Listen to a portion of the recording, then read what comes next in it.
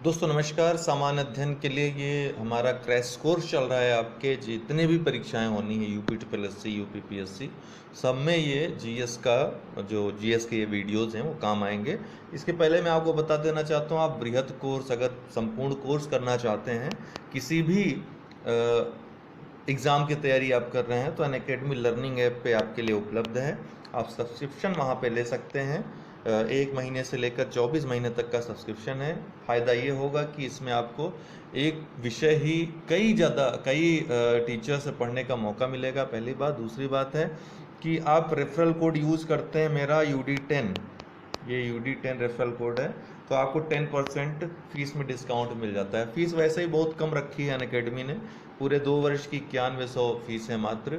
और आपको एजुकेटर्स मिलते हैं अच्छे, जो सिलेबस की संपूर्ण तैयारी A to Z तैयारी करवाते हैं आपको। और आप वहाँ पर चूज़ कर सकते हैं, विकल्प आपके पास बहुत मौजूद हैं, तो आप अवश्य ये लाभ लें। और कोई अन्य जानकारी इससे संबंधित लेनी हो तो हमारे जो नंबर है, व्हाट्सअप नंबर 9453775039 पे संपर्क करके पूछ सकते हैं। बहुत बहुत धन्यवाद। चलिए शुरू करते हैं। जुड़ सकते हैं विभिन्न हमारे जो कोर्सेज चल रहे हैं। चलिए, पहला प्रश्न है, नगरीकरण में वृद्धि के कारण अधिक से अधिक धरातलीय सतह को पक्की सतह में परिवर्तित कर दिया जाता है, जिसके कारण होने वाली विकिरण प्रारूप परिवर्तन में सम्मिलित है। क्या सतह का एल्बिडो बढ़ जाता है? सतह पर प्राप्त होने वाले सकल सूर्य तप की मात्रा बढ़ जाती है। सूर्य तप क्या है? जो सूर्य से प्राप्त होने वाली ऊष्मा, जो विकिरण होता है, उस ऊष्मा की मात्रा है जो पृथ्वी को प्राप्त होती है। और एल्बिडो क्या है दोस्तों? एल्बिडो वह गुण है, वह लक्षण है किसी भी सतह का, जिस लक्षण के द्वारा किसी प्रकाश को या ऊर्जा को या ऊष्मा को वो परावर्तित करती है। तो ऊष्मा को परावर्तित करने की जो क्षमता होती है, विकिरण को परावर्तित करने की जो क्षमता होती है, उसी को हम एल्बिडो कहते हैं। ठीक है, एल्बिडो उसी को हम कहते हैं। अर्थात एल्बिडो जितना ज्यादा होगा किसी सतह का, उतना ही ज्यादा जो ऊष्मा होगी वो परावर्तित होगी। ठीक है, उतनी ज्यादा ऊर्जा या विकिरण ऊष्मा वो परावर्तित होगी। तो आपको पता है कि पक्की सतह परिवर्तित करने के लिए उसमें सीमेंट, कंक्रीट आदि लगाया जाता है। तो कंक्रीट लगाने से क्या होगा? एल्बिडो क्या हो जाएगा? कम हो जाएगा। तो एल्बिडो कम होगा तो जो ऊष्मा होगी वो अवशोषित हो जाएगी, वो परावर्तन कम होगा, एल्बिडो कम हो जाएगा। तो एल्बिडो क्या हो जाता है? कम हो जाता है, बढ़ता नहीं है, तो ये गलत हो जाएगा। दूसरा, सतह पर प्राप्त होने वाले सकल सूर्यातप की मात्रा बढ़ जाती है।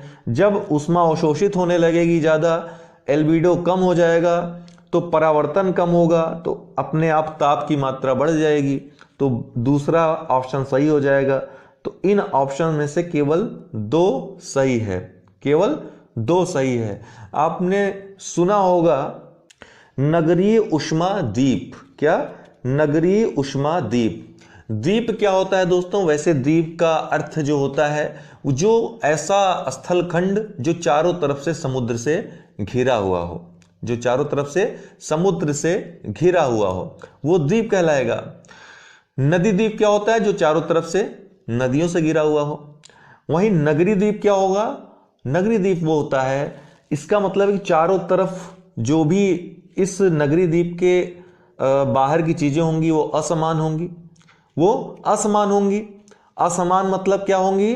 वो ठंडी रहेंगी।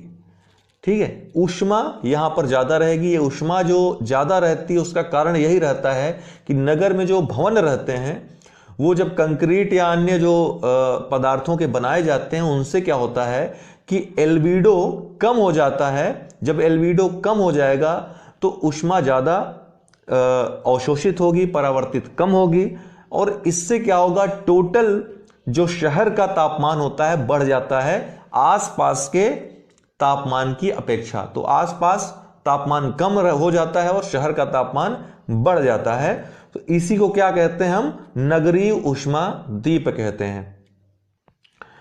अगला, भारत की लाल मृदा के संदर्भ में कौन से कथन सत्य है या हैं?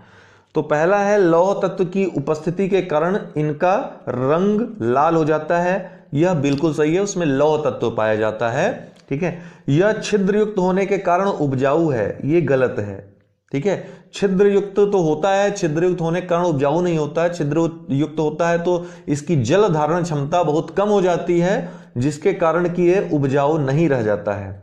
तीसरा क्या है, इसमें लोहा, चूना तथा नाइट्रोजन पर्याप्त मात्रा में पाया जाता है, यह भी गलत है। इसमें नाइट्रोजन नहीं पाया जाता है दोस्तों।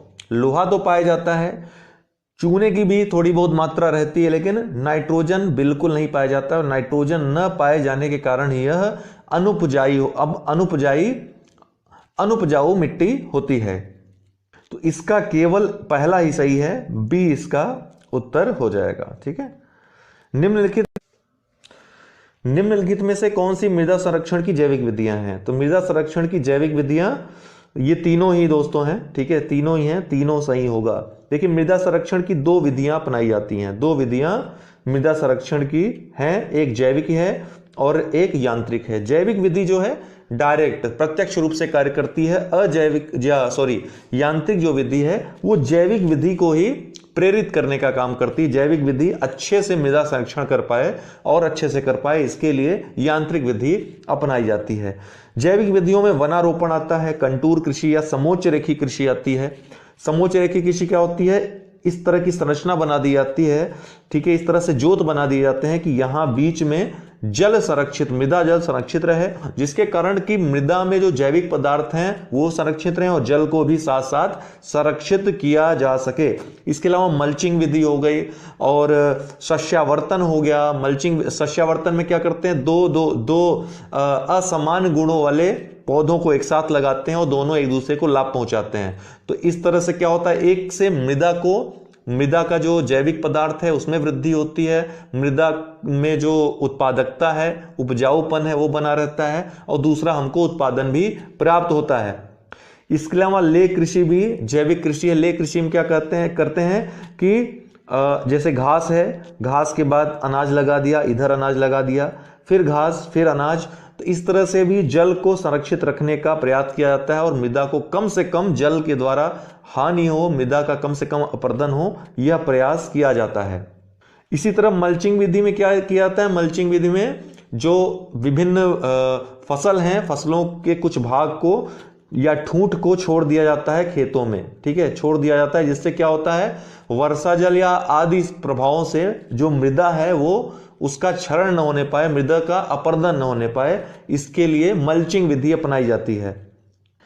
इसके अलावा यांत्रिक विधि में क्या आता है दोस्तों, यांत्रिक विधि में जैसे कुंड निर्माण हो गया, इस तरह के ढलान में लास्ट में कुंड का निर्माण कर दिया जाता है, जिससे जल बहने नहीं पाता और जल यहां पे संरक्षित रहता है, ठीक है, और जैविक पदार्थ भी इस तरह से संरक्षित रहते हैं।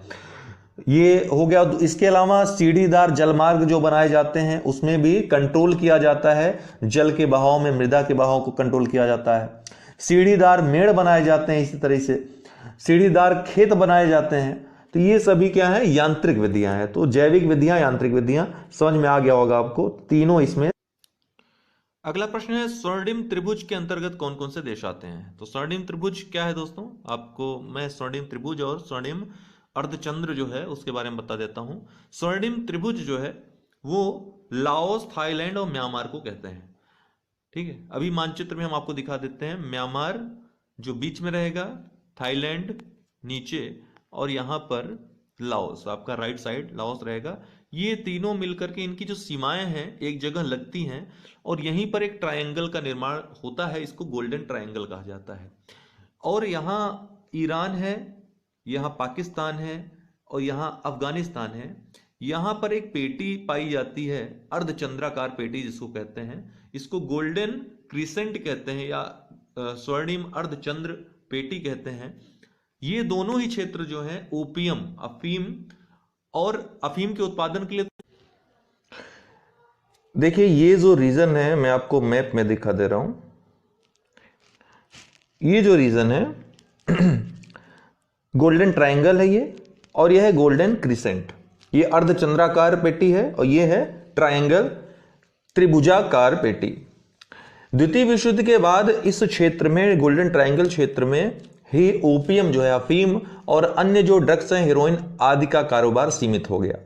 ये म्यांमार है, यहाँ म्यांमार की राजधानी आप जानते रहिए न्यापीटा है, पहले यंगून थी, अभी न्यापीटा है। नीचे थाईलैंड है जिसकी राजधानी बैंकॉक है, और दाहिने साइड लाओस है जिसकी राजधानी वियंतियान है। इस चीज को याद रखिएगा कि दो नदियां, एक रोक नदी और मेकांग नदी, दोनों यहां पर आकर मिलती हैं और यहीं पर इन तीनों देशों की सीमाएं भी मिलती हैं, जिससे यहां पे एक त्रिभुजाकार क्षेत्र का निर्माण होता है। इसीलिए CIA जो कि अमेरिका की इंटेलिजेंस एजेंसी है, इस क्षेत्र को गोल्डन ट्रायंगल इसने नाम दिया है, और इस क्षेत्र को गोल्डन क्रिसेंट नाम दिया है। इस क्षेत्र में क्या है, ईरान, पाकिस्तान और अफगानिस्तान ये मिलकर के अर्धचंद्राकार एक पेटी बनाती हैं। इन तीनों के क्षेत्र जो हैं ये भी अफीम के व्यापार के लिए फेमस है। वर्तमान में अफगानिस्तान में सबसे ज्यादा अफीम का उत्पादन होता है, वहीं म्यांमार दूसरे स्थान पर अफीम के उत्पादन में। ये दोनों ही क्षेत्र अफीम और अन्य ड्रग्स के उत्पादन और उसके व्यापार के लिए, अवैध व्यापार के लिए जाने जाते हैं।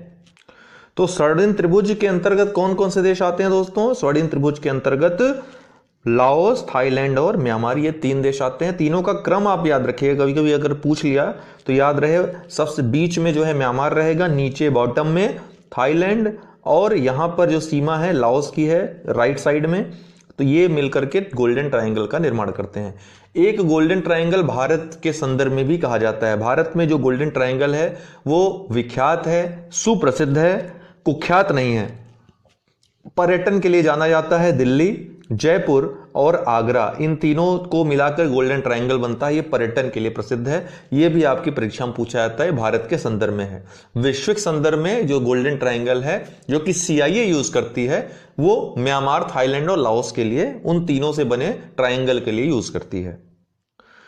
अगला प्रश्न है, अमरावती, भवानी, हेमावती तथा काबनी किसकी सहायक नदियां हैं? तो ये सहायक नदियां, देखिए हम नदियों के लिए एक अलग से वीडियो बनाएं क्योंकि काफी महत्वपूर्ण है आपकी परीक्षाओं के लिए। उसमें समस्त पहले उत्तर भारत की नदियां, फिर प्रायद्वीपीय नदियों के बारे में हम विस्तार से चर्चा करेंगे, एक एक चीज बता देंगे। हो सकेगा तो उसमें बोर्ड का भी इस्तेमाल करेंगे, नहीं तो मैप तो रहेगा ही रहेगा। तो ये कावेरी की सहायक नदियां हैं। कावेरी नदी पश्चिमी घाट की ब्रह्मगिरी श्रेणी से निकलती है और कावेरी पत्तनम के पास बंगाल की खाड़ी में गिर जाती है। यह केरल, कर्नाटक और तमिलनाडु जो 3 राज्य हैं वहां पर विस्तारित है। इन 3 राज्यों में बहती है और इसके बाएं किनारे से हेरांगी, हेमवती, शिम्स, अर्कावती और दाहिने किनारे से भवानी, अमरावती, काबनी, लक्ष्मण तीर्थ ये मिलती है नदियां। ये सहायक नदियां हैं इसकी। तो कावेरी इसका उत्तर है। गोदावरी नदी दोस्तों ये जो दक्षिण भारत है, प्रायद्वीपीय भारत है, उसकी सबसे लंबी नदी है। इसे दक्षिण भारत की गंगा भी इसीलिए कहा जाता है क्योंकि उत्तर भारत की या संपूर्ण भारत की सबसे लंबी नदी गंगा नदी है भारत के संदर्भ में अगर देखा जाए तो गोदावरी महाराष्ट्र के नासिक जिले से निकलती है। प्रायद्वीपीय नदियों में यह सबसे लंबी नदी है। कृष्णा नदी की बात करें तो महाबलेश्वर के पास से एक झरना है, वहां से निकलती है और महाराष्ट्र और कर्नाटक होते हुए बंगाल की खाड़ी में गिरती है। वही महानदी की बात करें तो इसका जो उद्गम क्षेत्र है रायपुर, जो छत्तीसगढ़ की राजधानी है, उसके समीप धमतरी जिला है, वहां से सिहावा या सिहाड़ा नामक पर्वत से इसका जन्म होता है, इसका उद्भव होता है। इसी नदी पर विश्व का सबसे बड़ा बांध जो मानव निर्मित बांध है हीराकुंड बांध, ठीक है, हीराकुंड डैम बना हुआ है। संबलपुर जिला है उड़ीसा का, उसी के पास यह डैम स्थित है। आपका क्रम बिगड़ने न पाए इसलिए कह रहा हूं, मतलब कोई भी टॉपिक छूटने न पाए। चलिए आइए शुरू करते हैं। निम्नलिखित में सर्वप्रथम किसने बंगाल में ब्रिटेन की वस्तुओं के बहिष्कार का सुझाव दिया? देखिए बंगाल विभाजन 1905 में लॉर्ड कर्जन ने घोषित किया था, घोषणा की थी बंगाल विभाजन की। उसके बाद स्वदेशी और बहिष्कार आंदोलन उसके प्रतिरोध के रूप में सामने आते हैं। स्वदेशी में क्या किया गया था? एक प्रकार स्वदेशी अपने यहां के अर्थात जो देश में सामान बनाया जाए उसका उपयोग करना, राष्ट्रीय शिक्षा, राष्ट्रीय विचार, इनकी जो है वकालत की गई कि हाँ जो ब्रिटेन की वस्तुएं हैं, जो ब्रिटेन का विचार, न केवल वस्तु बल्कि विचार, उसका भी बहिष्कार करना। तो स्वदेशी और बहिष्कार दो अलग अलग चीजें थी, दो अलग अलग शब्द थे, लेकिन दोनों का एक दूसरे से पूरकता थी, पूरक संबंध था। अर्थात स्वदेशी के बिना बहिष्कार नहीं संभव था और बहिष्कार के बिना स्वदेशी नहीं संभव था। इसका सीधा सीधा सा अर्थ था कि विदेशी वस्तुओं का, विदेशी विचारों का, विदेशी शिक्षा का त्याग करना, बहिष्कार करना और स्वदेशी को अपनाना।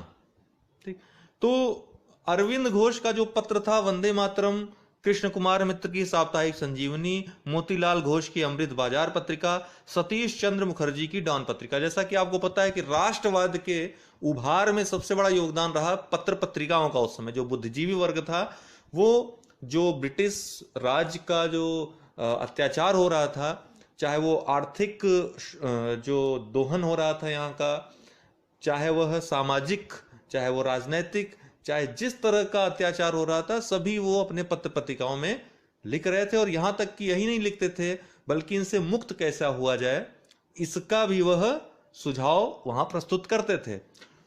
तो राष्ट्रवाद की नींव ही पड़ी पत्र पत्रिकाओं से, हमारे दूर दराज के क्षेत्रों तक उनकी पहुंच हो सकी, और जिसके कारण कि राष्ट्रवाद को एक ऊर्जा मिलती थी।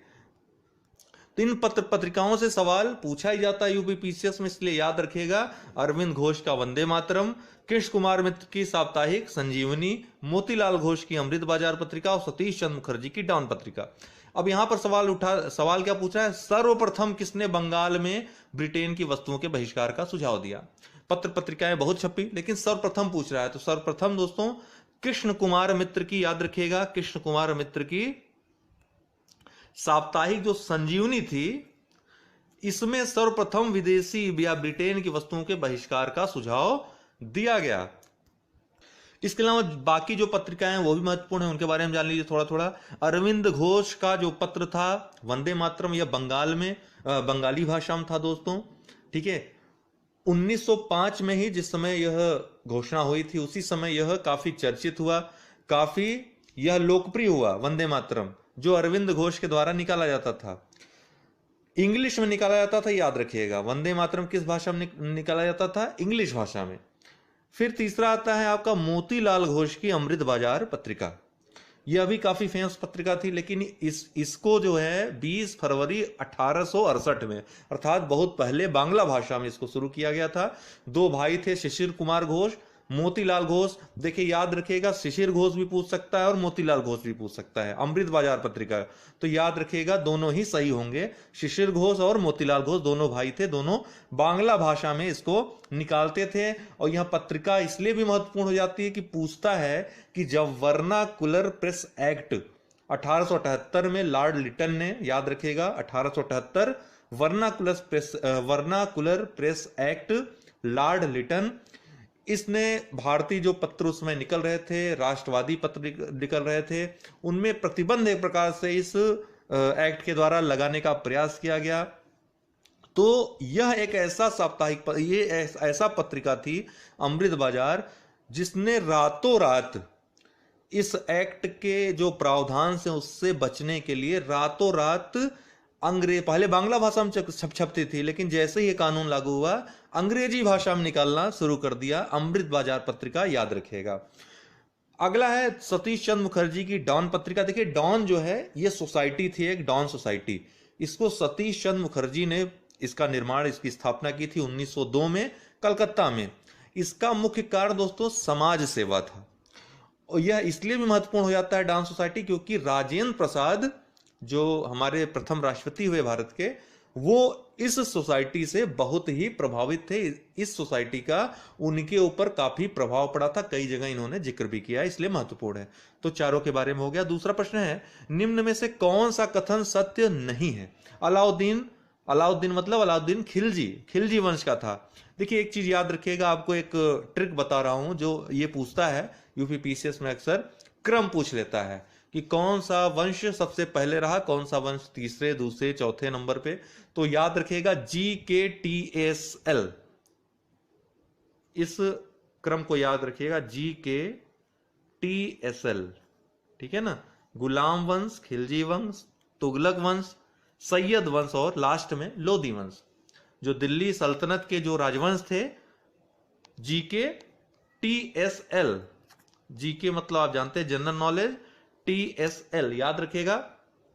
जी से गुलाम वंश सबसे पहले, फिर खिलजी वंश, फिर तुगलक वंश, सैयद वंश और लोदी वंश। इस ढंग से याद रखिएगा, याद रहेगा क्रम संस्थापकों का भी।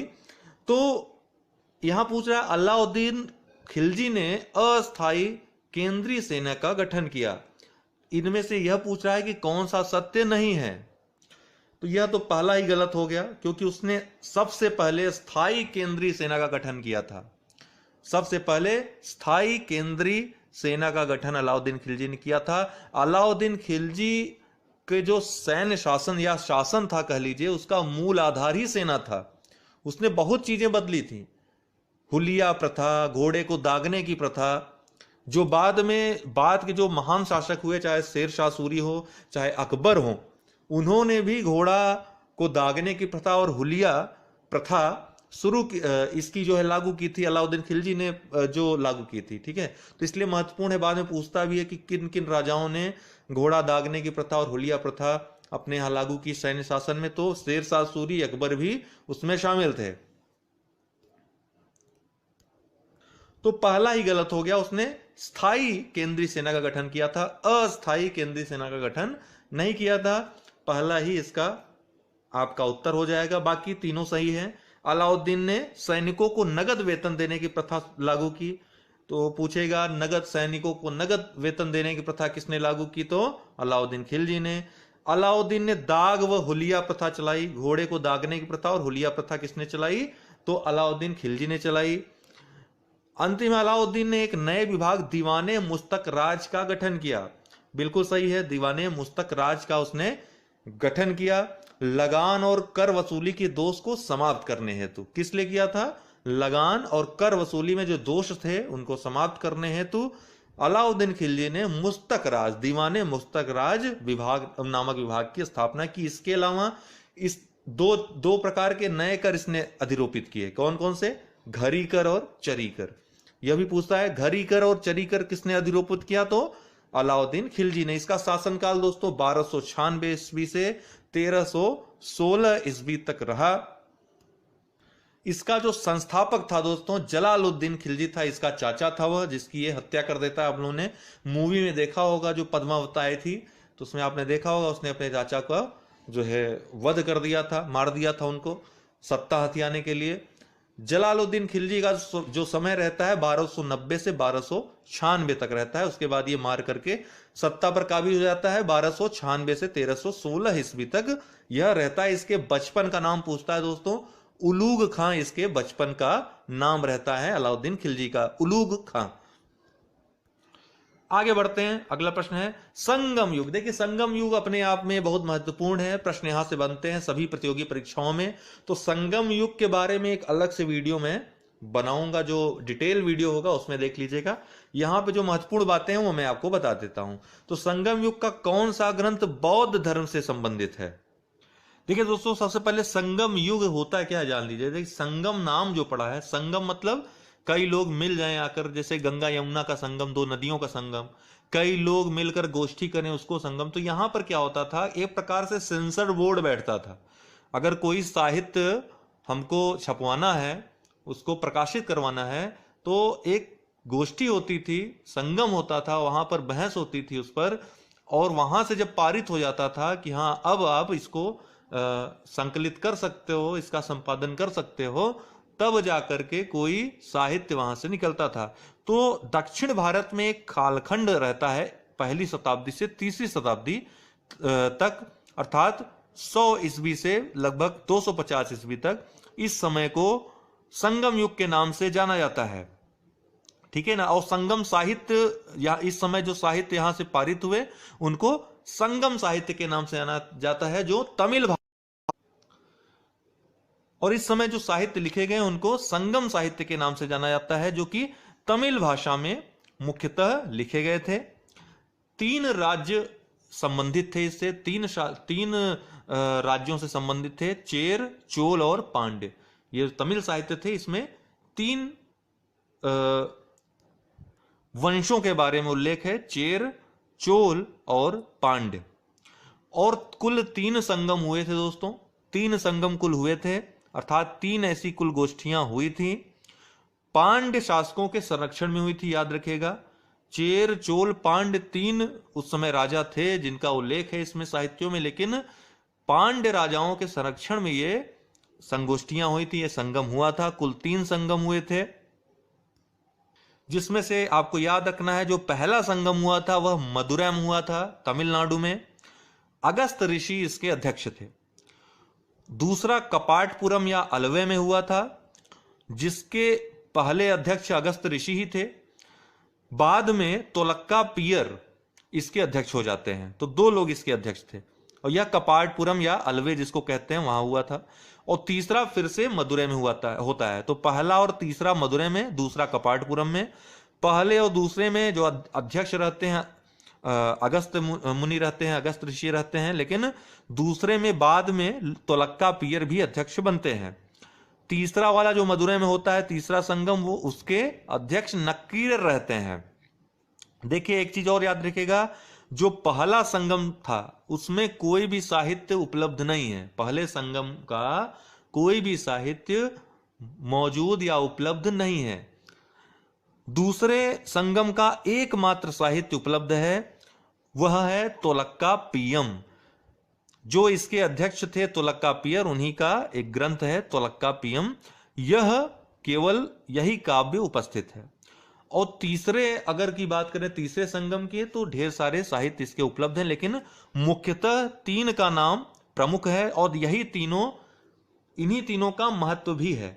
क्या क्या? सिलप्पादिकारम, मणिमेखले और जीवक चिंतामणि। सिलप्पादिकारम, मणिमेखले, जीवक चिंतामणि, बहुत इंटरेस्टिंग इनकी कहानी है, एक दूसरे से जुड़े हुए हैं। ये हम आपको पूरी कहानी सहित डिटेल में संगम युग जब पढ़ाएंगे तो बताएंगे।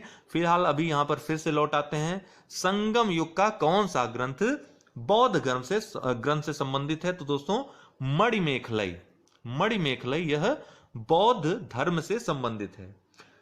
तो मणिमेखले संगम युग के बौद्ध ग्रंथ से संबंधित, जिसके लेखक कौन थे? बौद्ध अन्न व्यापारी शीतलय सत्तनार, शीतलय सत्तनार। और इसे बौद्ध पुस्तक इसीलिए माना जाता है। और इसकी कथा दोस्तों वहां से आरंभ होती है जहां से सिलप्पादिकारम की कथा समाप्त हो जाती है। इसलिए हम यहां पर कथाएं न बताते हुए यहीं पर आपको इतने पे ही रोकते हैं। बहुत इंटरेस्टिंग कहानी है, बाद में इसके बारे में हम चर्चा करेंगे। ठीक है, आगे बढ़ते हैं। निम्नलिखित में से किस पत्र ने सती प्रथा के उन्मूलन के विरुद्ध तीव्र अभियान संचालित किया? ऑप्शन है संवाद कौमुदी, बंगदूत, समाचार दर्पण और समाचार चंद्रिका। जैसा कि आपको मालूम है, आप हर कोई जानता होगा संवाद कौमुदी, तो लेकिन यही नहीं याद रखना है कौन निकालता था, कौन प्रकाशित करता था। तो संवाद कौमुदी को यह बंगाली साप्ताहिक था। सबसे पहली बात तो यह भी पूछा है कई बार कि साप्ताहिक था कि मंथली था, मासिक था, या फिर रोजाना वाला था, दैनिक था। तो यह साप्ताहिक पत्र था संवाद कौमुदी, और यह किसी भारतीय द्वारा प्रकाशित पहला समाचार पत्र भी था। 1821 में इसको प्रकाशित किया गया था। तो किसी भारतीय द्वारा प्रकाशित पहला समाचार पत्र संवाद कौमुदी था। ठीक है, इसके बाद राजा राममोहन राय की एक महत्वपूर्ण पत्रिका और थी, याद रखिएगा, मिरातुल अखबार। 1822 ईस्वी में उन्होंने उसको संपादित। तो क्रम भी याद रखिएगा, संवाद कौमुदी 1821, फिर 1822 में मिरातुल अखबार। इन्हीं कोशिशों के कारण राजा राममोहन राय को राष्ट्रीय प्रेस का जन्मदाता कहा जाता है। किसे राष्ट्रीय प्रेस का जन्मदाता कहा जाता है? राजा राममोहन राय को। देखिए बंगदूत भी राजा राममोहन राय की ही रचना थी। बी जो ऑप्शन है, बंगदूत भी राजा राममोहन राय की ही का ही साप्ताहिक था। यह कलकत्ता से छपता था, और सबसे महत्वपूर्ण बात है कि इसको 4 भाषाओं में छापा जाता था, बंगाली, हिंदी, उर्दू और बनारसी। बंगाली, हिंदी, उर्दू और बनारसी साप्ताहिक था, बंगाली साप्ताहिक। 1829 से इसको कलकत्ता से संपादित किया राजा राममोहन राय ने 4 भाषाओं में। फिर आता है समाचार दर्पण। आपका समाचार दर्पण के बारे में जान लीजिए। 1818 में श्री रामपुर के पादरियों ने इसको छापना शुरू किया था, समाचार दर्पण को 1818 में। और समाचार चंद्रिका यह 1822 में छपना स्टार्ट हुआ।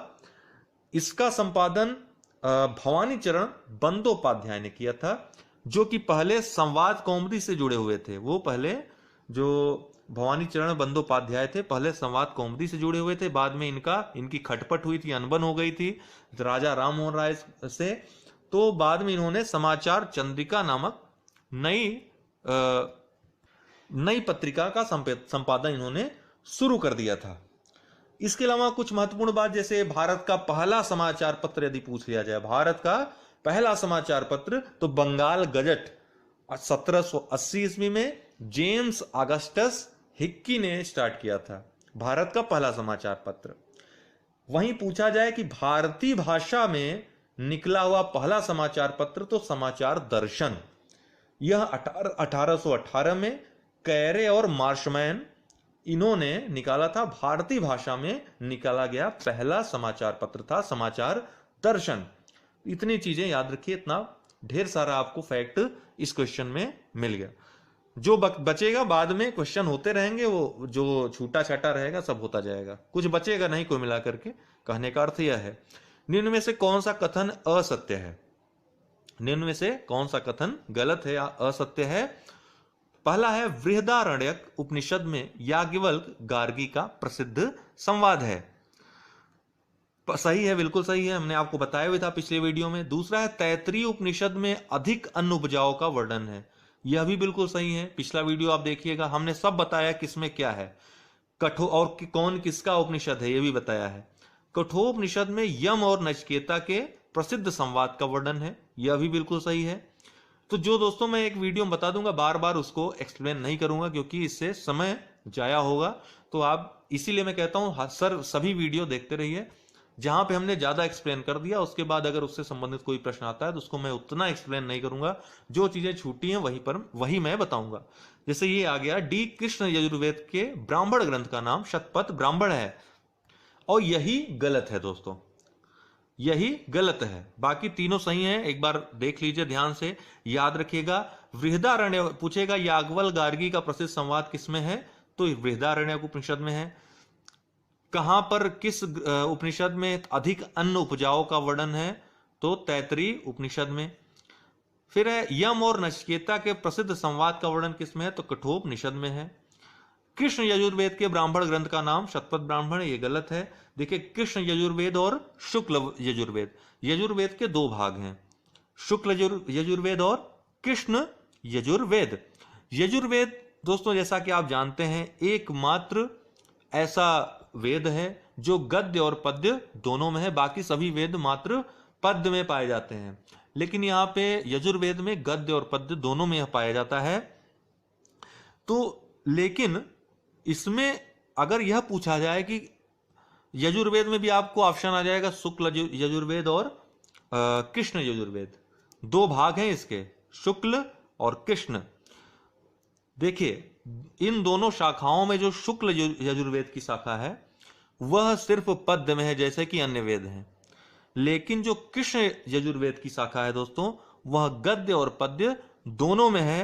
तो यह आपको याद रखना है, शुक्ल यजुर्वेद यह उत्तर भारत में प्रचलित है, कृष्ण यजुर्वेद यह दक्षिण भारत में प्रचलित है।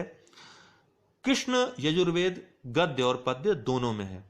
तो यजुर्वेद तो गद्य पद्य में है, आप जानते हैं दोनों में, लेकिन यदि पूछा जाए कि कौन सा गद्य और पद्य दोनों में है और पूछ लिया जाए शुक्ल और कृष्ण दोनों, तो वहां पे आप कृष्ण यजुर्वेद को टिक करेंगे, वही आपका सही आंसर होगा।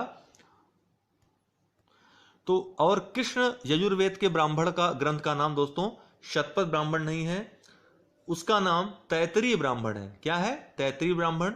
जबकि शुक्ल यजुर्वेद के ब्राह्मण ग्रंथ का नाम शतपथ ब्राह्मण है, यह भी आपको याद रखना है।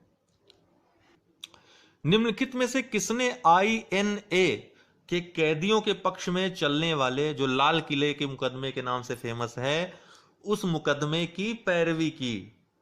INA इंडियन नेशनल आर्मी, उनके जो कैदी थे उनके पक्ष में चलने वाले लाल किले के फेमस जो प्रसिद्ध मुकदमा था उसकी पैरवी इनमें से किसने की थी? तो चारों ही इसका उत्तर होगा। आसफ अली, भूला भाई देसाई, जवाहरलाल नेहरू, तेज बहादुर सप्रू, इन चारों ने ही पैरवी की थी। 1945 में यह मुकदमा चला था, क्रम यह इसलिए सन याद रखिएगा, महत्वपूर्ण है। 1945 ईस्वी में ब्रिटिश सरकार द्वारा INA के सैनिकों एवं अधिकारियों के विरुद्ध लाल किले में मुकदमा चलाया गया। इस मुकदमे के मुख्य अभियुक्त जो थे दोस्तों याद रखिएगा, प्रेम सहगल, गुरदयाल सिंह ढिल्लो और शाहनवाज खान। यह भी पूछता है, इसलिए मैं बता रहा हूं, याद रखेगा। प्रेम सहगल, गुरदयाल सिंह ढिल्लों, शाहनवाज खान, इन पर सरकार की तरफ से राजद्रोह का आरोप लगाया गया। इस मुकदमे की भारत में बड़ी तीव्र प्रतिक्रिया हुई तथा भारत के नामी वकीलों ने मिलकर एक बचाव समिति का गठन किया। इस समिति का नेतृत्व जो कर रहे थे भूला भाई देसाई कर रहे थे। और इस समिति में अन्य जो वकील थे उसमें तेज बहादुर सप्रू, जवाहरलाल नेहरू, कैलाश नाथ काटजू, अरुणा आसफ अली, यहां पर आसफ अली दिया है, आसफ अली भी लिख देता है, अरुणा आसफ अली, ये सभी वकील थे इस समिति के, बचाव समिति के। ठीक है, यह एक ऐसा मुकदमा था दोस्तों, महत्वपूर्ण मुकदमा, जिसमें जो जवाहरलाल नेहरू थे उन्होंने 30 वर्ष बाद फिर से वकील या बैरिस्टर की पोशाक पहनी थी। तो यह ऐसा महत्वपूर्ण मुकदमा था।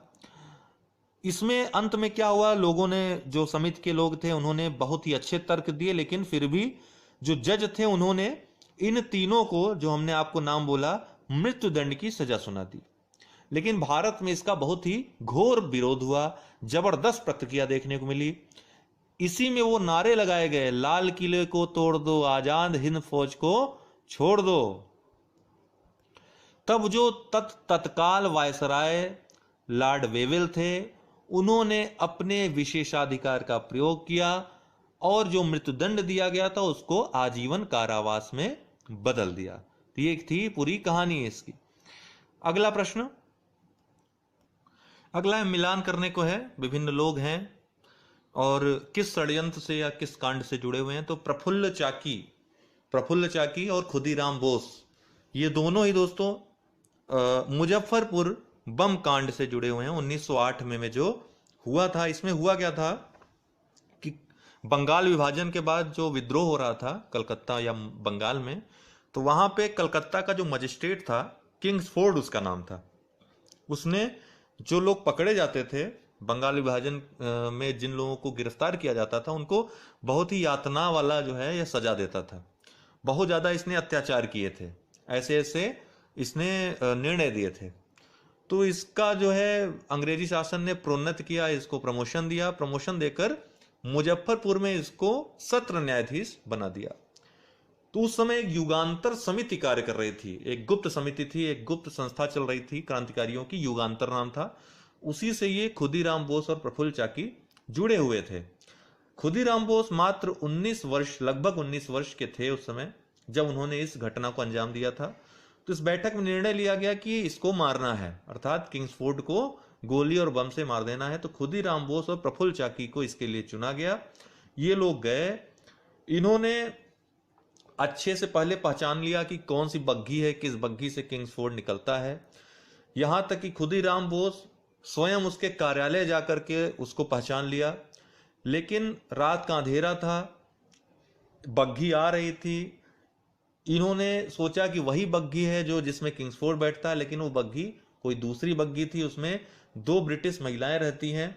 और खुदीराम बोस बम से हमला कर देते हैं और उन 2 महिलाओं की हत्या हो जाती है। अंग्रेज इनका पीछा करते हैं। जो प्रफुल्ल चाकी रहते हैं ये खुद को गोली मार लेते हैं, पकड़े नहीं जाते हैं, मृत्यु हो जाती, शहीद हो जाते हैं। जबकि खुदीराम बोस को पकड़ लिया जाता है, इनको फांसी की सजा हो जाती है, फांसी चढ़ जाते हैं। ठीक है ना।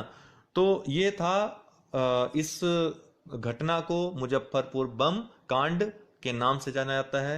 1908 में घटना हुई थी और इसने पूरे विश्व में, यही नहीं ब्रिटेन में भी तहलका मचा दिया था। यह पहली ऐसी बड़ी घटना थी जिसने, और इसका प्रभाव उस न्यायाधीश पे भी, किंग्सफोर्ड पे भी पड़ा। उसने तुरंत नौकरी छोड़ दी, भाग गया यहां से। ठीक है ना। तो महत्व था इसका असर हुआ काफी। इसके बाद में और भी घटनाएं देखी गई। हालांकि उस समय ऐसे लोगों को आतंकवादी कहकर पुकारा जाता था अंग्रेजों के द्वारा। फिलहाल ये आप जानते रहिए, इतनी चीजें फैक्ट से जितने भी रिलेटेड थे इस घटना से वो जान गए आप। दूसरा है सुखदेव। आप जानते हैं भगत सिंह, सुखदेव और राजगुरु लाहौर षड्यंत्र कांड में फांसी पे चढ़े थे।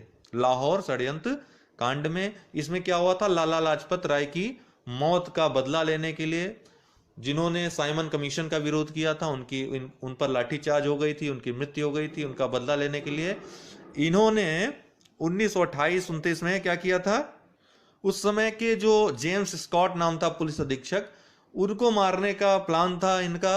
ठीक है, उसमें चंद्रशेखर आजाद, भगत सिंह, सुखदेव, राजगुरु और शिवराम ये सभी सम्मिलित थे।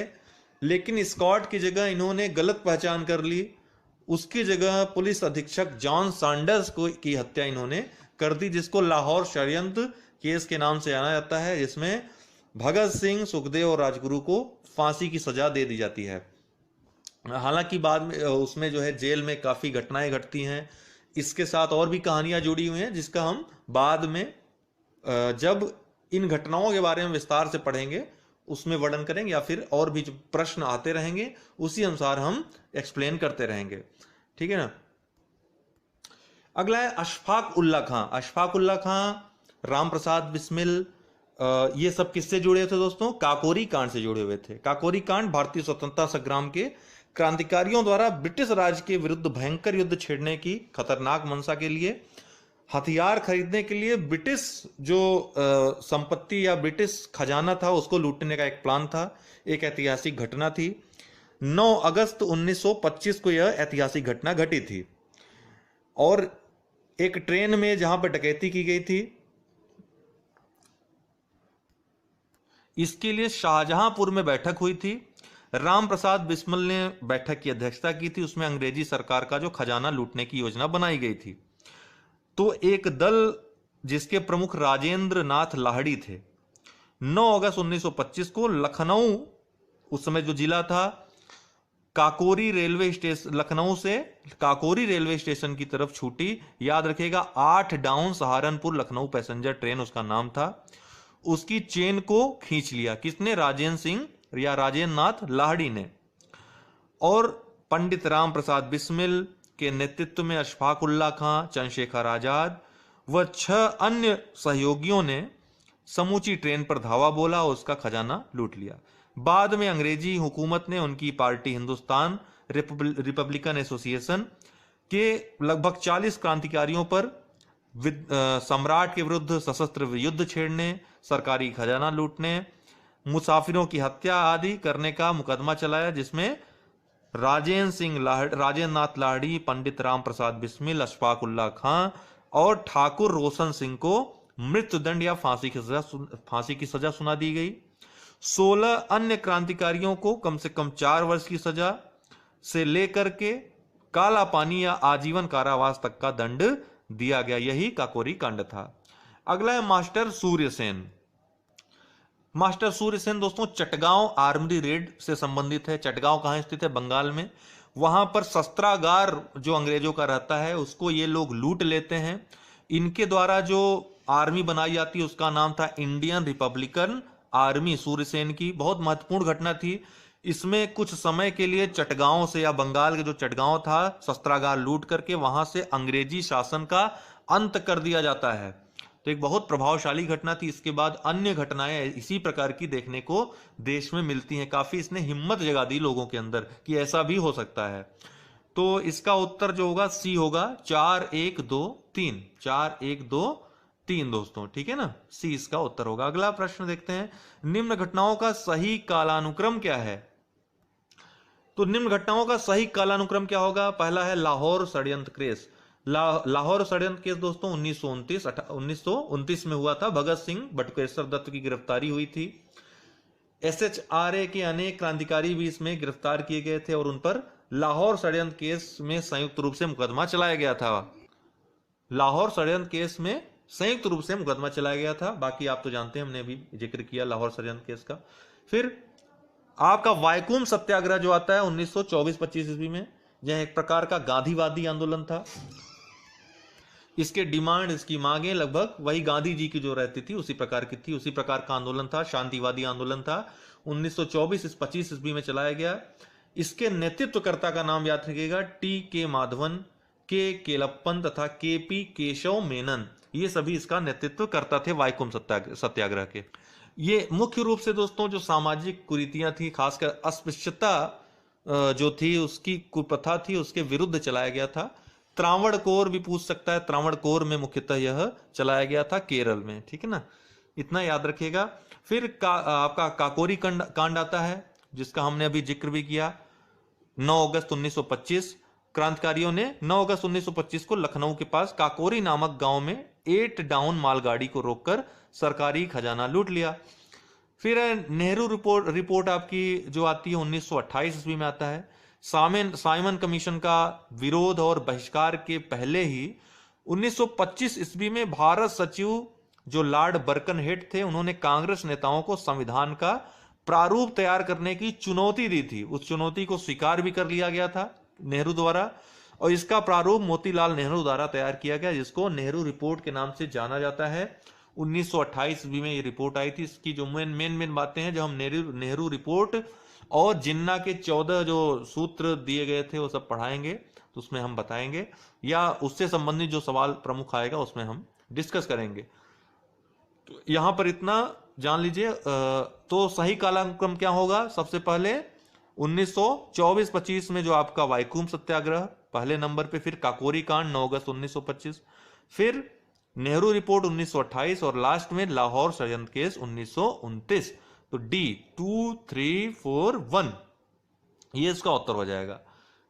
अगला है, किस अधिनियम के तहत भारत में कंपनी के अधीन क्षेत्रों को सर्वप्रथम ब्रिटिश अधिपत्य क्षेत्र कहा गया? चलिए छोड़ते हैं इसको, काफी लंबा वीडियो हो जा रहा है यह, 2 प्रश्न छोड़ दे रहे हैं, इसको नेक्स्ट वाले एपिसोड में हम जोड़ेंगे, ठीक है। काफी लंबा वीडियो नहीं करना है, इतना बहुत हो गया। बहुत बहुत धन्यवाद।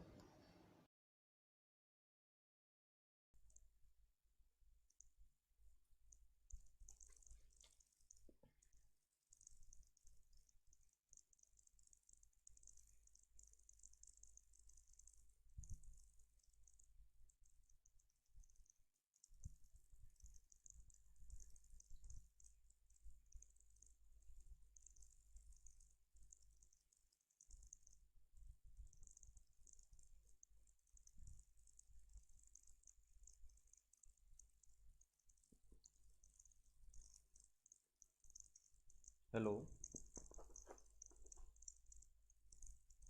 आवाज आ रही दोस्तों?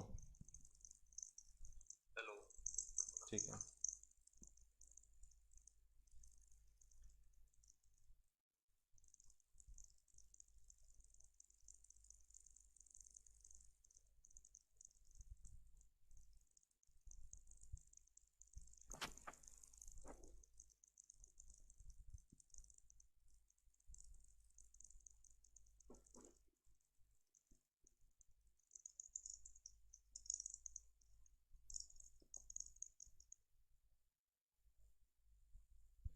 जी आप सभी को नमस्कार। दरअसल लाइव आने में थोड़ी दिक्कत हो रही थी आज, अभी सब कुछ ठीक हो गया, ठीक है। अच्छा, सबने उत्तर देना भी स्टार्ट कर दिया, चलिए ठीक है। संघीय क्षेत्र को प्रतिनिधित्व प्राप्त है, इसका मतलब लग रहा है आप लोग नहीं समझ पाए, किसी ने इसका उत्तर सही नहीं दिया है, ठीक है ना। कोई भी उत्तर सही नहीं दे पाया दोस्तों, ठीक है। बी इसका उत्तर होगा, सॉरी दोनों सदन, सी इसका उत्तर दिया है, सी, ठीक है, अभी दिखा मुझको। जय राय, सबसे पहले आपका उत्तर सी आया है। संसद के दोनों सदनों का प्रतिनिधित्व प्राप्त है, ठीक है। राज्यसभा में भी है और लोकसभा में। आवाज कम आ रही है क्या? ज्यादा कम तो नहीं है? दरअसल आज आज के लिए प्रॉब्लम है थोड़ी सी, लैपटॉप चेंज है। जिस लैपटॉप पे मैं आपको लाइव करता था उसमें कुछ खराबी आ गई है तो बनने के लिए दिया है, तो ये दूसरे लैपटॉप में है तो मैनेज करना पड़ रहा है आज 1-2 दिन, फिर स्टार्ट हो जाएगा। ओके, इसको कहीं से बढ़ाया जा सकता है क्या? देखते हैं, कोशिश करते हैं। अभी है आवाज़ ठीक है? इसको लग रहा है कि पास रखना पड़ेगा। अभी आवाज़ आ रही है?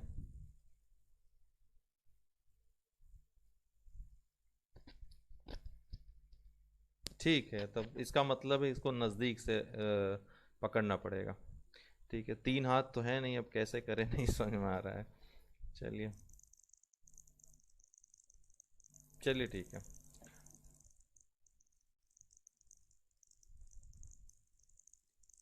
हाँ ठीक है, मैं समझ गया।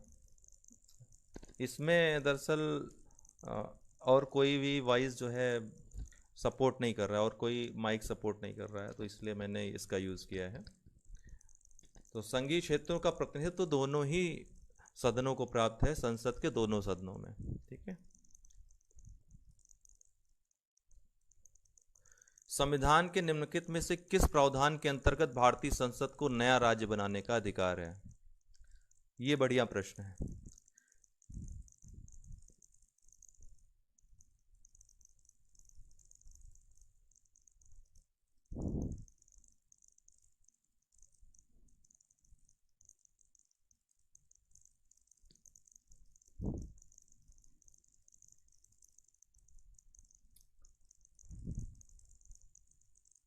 डिम्पल सिरोही, ठीक है, आपका उत्तर सही है, अनुच्छेद 2 के तहत। ठीक है, अनुच्छेद 2 में राज्य स्थापना का अधिकार है। राज्य बनाना मतलब राज्य की स्थापना करना, नए राज्य की स्थापना करना, अर्थात जो मौजूद नहीं है, या फिर बाहर के राज्य को एक राज्य के रूप में शामिल करना जो राज्य नहीं है। ये अनुच्छेद 2 के तहत संसद करती है। जबकि अनुच्छेद 3 में निर्माण का कार्य होता है, जो मौजूदा राज्य की सीमाओं में परिवर्तन, नाम में परिवर्तन, या दो या दो से अधिक राज्यों के क्षेत्रों को मिलाकर राज्य का निर्माण करना हो, तो अनुच्छेद 3 में आता है। तो यहाँ पे भारतीय संसद को नया राज्य बनाने या स्थापना करने का अधिकार अनुच्छेद 2 के तहत है। ओके, 3 के तहत नहीं। संविधान के अनुच्छेद 2 के तहत भारत संघ में नए राज्यों के प्रवेश या स्थापना, अनुच्छेद 3 के तहत राज्यों के निर्माण और वर्तमान राज्यों के क्षेत्रों, सीमाओं या नामों में परिवर्तन की शक्ति भारतीय संसद में निहित है। ठीक है, और भारतीय संसद इसमें जब भी संशोधन करेगी, जब भी नया राज्य बनाएगी, तो उसको संविधान संशोधन की आवश्यकता नहीं पड़ेगी 368 के तहत, बल्कि साधारण जो संशोधन होता है प्रक्रिया, वही अपनाई जाती है। ठीक है, हाँ, ये बात ध्यान देने वाली बात है कि कोई भी ऐसा प्रस्ताव राष्ट्रपति की पूर्व अनुमति से ही रखा जाएगा।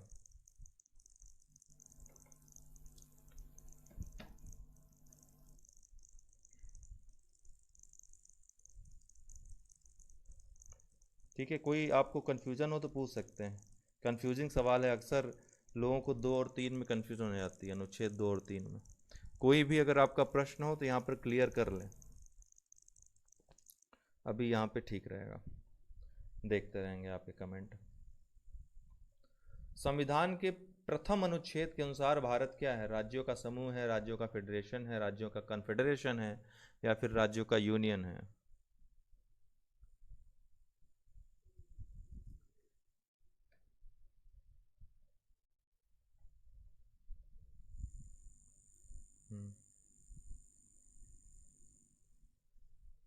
ठीक है, सबका उत्तर सही है भाई, सबने उत्तर सही दिया है, 1 2 को छोड़ करके। और सबसे पहले डिम्पल सिरोही जी का ये उत्तर प्राप्त हुआ है। डी, राज्यों का यूनियन है, राज्यों का फेडरेशन नहीं है। फेडरेशन शब्द का इस्तेमाल कहीं नहीं है पूरे संविधान में, कल भी हमने आपको बताया था। राज्यों का यूनियन है, यूनियन ऑफ स्टेट्स, मतलब कि जो राज्य हैं, अर्थात इसका मतलब हुआ कि जो भारत है विनाशी राज्यों का अविनाशी संघ है, आपको पता है। इसमें इसका मतलब क्या हुआ कि राज्यों को अधिकार नहीं है कि वे संघ से अपने आप को अलग कर सकें। ये समझौते का परिणाम नहीं, जैसे यूएसए में जो राज्य हैं वो फेडरेशन है, उसमें समझौता हुआ है कि उनको पर्याप्त स्वतंत्रता प्राप्त है अपने निर्णय लेने के लिए, केंद्र पर निर्भर नहीं है किसी चीज के लिए वो।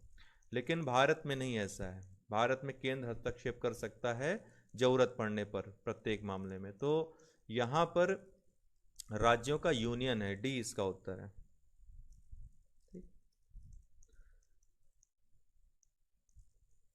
निम्नलिखित में से कौन सा कथन नए राज्यों के निर्माण के बारे में सही नहीं है?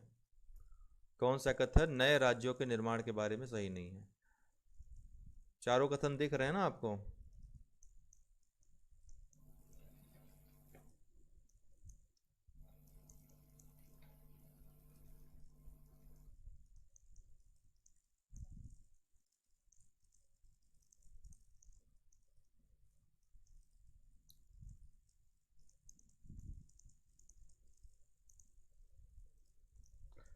ठीक है, काफ़ी लोगों ने गलत उत्तर इसका दिया है, इसका मतलब कि आपका कॉन्सेप्ट थोड़ा सा इस मामले में कमज़ोर है। नए राज्यों के निर्माण के बारे में सही नहीं है। इसमें जो डी है क्या कह रहा है, इस प्रयोजन के विधेयक संसद में तब तक प्रस्थापित नहीं किया सकता जब तक उससे इस राज्य के विधानमंडल को निर्दिष्ट नहीं किया। ये सत्य है, आप लोग कैसे इसको गलत कह रहे हैं। सत्य केवल तीसरा नहीं है, हमने आपको बताया ना 368 के तहत ये संशोधन नहीं किया जाता, इसमें साधारण संशोधन की प्रक्रिया अपनाई जाती है। संसद को अधिकार प्राप्त है इस पे कि साधारण कानून बना करके बना सकता है। तो सी इसका गलत है, बाकी तीनों ही सही है। संसद विधि द्वारा एक नए राज्य का निर्माण कर सकती है।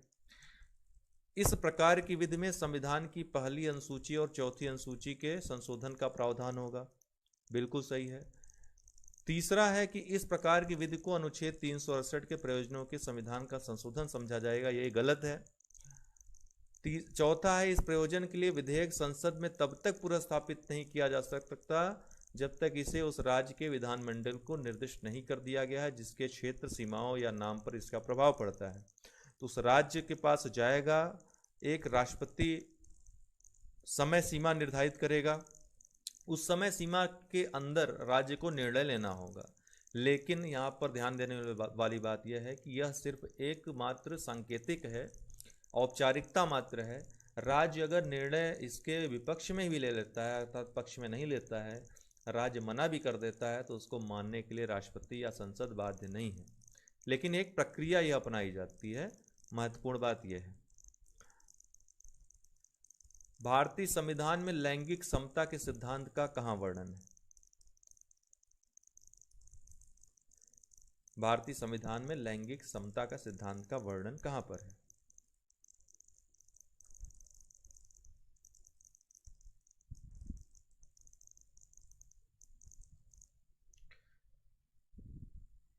एसके सरोज, सबसे पहले आपका उत्तर प्राप्त हुआ है। उपर्युक्त सभी में है, उद्देशिका में, मूल अधिकार, नीति निश्चय तत्व, तीनों में ही इसके सिद्धांत का वर्णन है। प्रत्यक्ष रूप में नहीं है जहां, वहां अप्रत्यक्ष रूप में है, लेकिन लैंगिक समता के सिद्धांत का वर्णन है। लैंगिक समता का सिद्धांत भारतीय संविधान के मूल तत्वों में, मूल ढांचे में शामिल है। विभिन्न निर्णयों में सुप्रीम कोर्ट ने यह निर्णित किया है। भारतीय संविधान की उद्देशिका मौलिक अधिकार एवं राज्य के नीति निश्चय तत्वों में महिला सुरक्षा, सम्मान, विकास व भेदभाव से बचाव के प्रावधान वर्णित है। लैंगिक समानता का हर जगह जिक्र है। अनुच्छेद 15 भी कहता है कि लिंग, जाति, धर्म आदि के आधार पर भेदभाव नहीं किया जाएगा। प्रस्तावना में प्रत्यक्षतः लैंगिक समानता का उल्लेख तो नहीं है, लेकिन भारत के समस्त नागरिकों को प्रतिष्ठा और अवसर की समता प्रदान की गई है। तो समस्त नागरिकों में ये लैंगिक समानता अपने आप आ जाती है। इस रूप में नागरिकों के दृष्टिकोण से महिलाओं के प्रति लैंगिक समानता प्रस्तावना में समाहित है। अनुच्छेद 14 महिलाओं सहित सभी को कानून के समक्ष समानता का अधिकार देता है। अनुच्छेद 15(1) में कहा गया है कि राज्य लिंग आदि आधार पर नागरिकों में भेदभाव नहीं करेगा। अनुच्छेद 16 अवसर की समानता देता है। अनुच्छेद 39 का घ पुरुषों व स्त्रियों को समान कार्य के लिए समान वेतन का प्रावधान करता है। इस तरह तीनों में ही निहित है। भारत में संघ राज्यों का प्रशासन होता है राष्ट्रपति द्वारा, उपराज्यपाल द्वारा, गृह मंत्री द्वारा या प्रशासक के द्वारा। भारत में संघ राज्यों का प्रशासन होता है।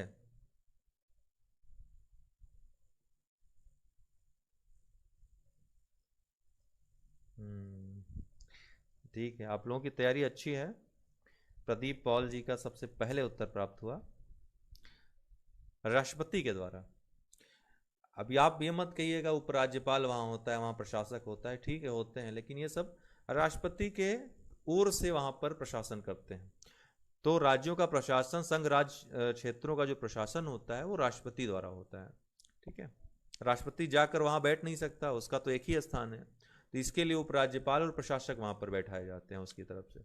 राष्ट्रपति प्रशासक होता है संघ राज्य क्षेत्रों का।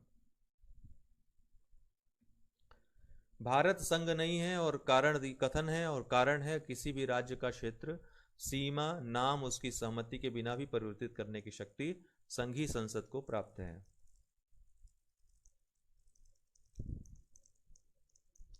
भारत संघ नहीं है। दूसरा है किसी भी राज्य का क्षेत्र, सीमा, नाम उसकी सहमति के बिना भी परिवर्तित करने की शक्ति संघीय संसद को प्राप्त है। क्या कहना है आपका?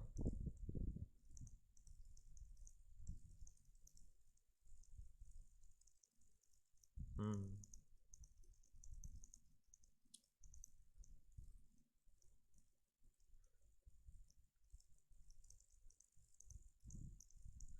विजय प्रकाश उपाध्याय जी, आपका उत्तर सही है। सबसे पहले आपका उत्तर आया और भी कई लोगों ने उत्तर सही दिया इसका। हम्म दोनों ही सही है। भारत संघ नहीं है, ठीक है, भारत संघ नहीं है, फेडरेशन नहीं है। किसी भी राज्य का क्षेत्र, एक बार इंग्लिश में देख लीजिएगा, अगर यूनियन दिया होगा तो, अगर यूनियन वैसे देगा नहीं, क्वेश्चन का कोई मतलब नहीं यूनियन देने का, लेकिन मान लीजिए कभी दे दिया यूनियन, तो यूनियन तो है। यहाँ संघ फेडरेशन के रूप में प्रयोग किया गया है। इसका इंग्लिश वर्जन जब आएगा, इंग्लिश एक बार अवश्य देख लिया करें ऐसे प्रश्नों में आप। फेडरेशन दिया है कि यूनियन दिया है, तो फेडरेशन संभव है कि फेडरेशन ही दिया होगा। तो भारत संघ नहीं है। दूसरा है किसी भी राज्य का क्षेत्र, सीमा, नाम उसकी सहमति के बिना भी परिवर्तित करने की शक्ति संघीय संसद को प्राप्त है। ये बिल्कुल सही है, आर बिल्कुल सही है, और ए की सही व्याख्या कर रहा है।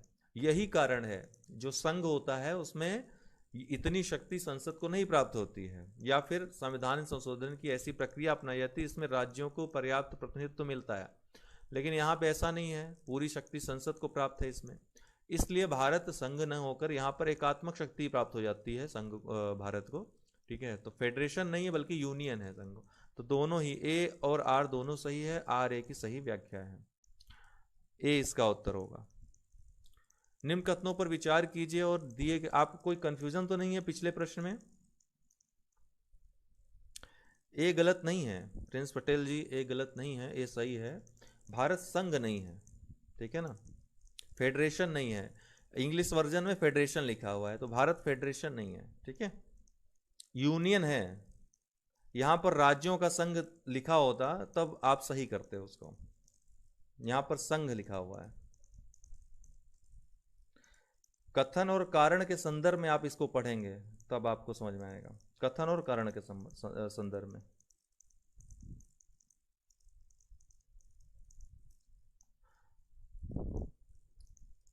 संविधान में यूनियन ऑफ स्टेट शब्द प्रयुक्त हुआ है क्योंकि भारतीय राज्यों को अलग होने का अधिकार नहीं है, ठीक है।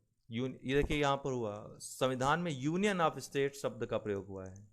राज्यों का संघ ये दिया होता अगर आपका तो फिर सही होता, ठीक है प्रिंस जी।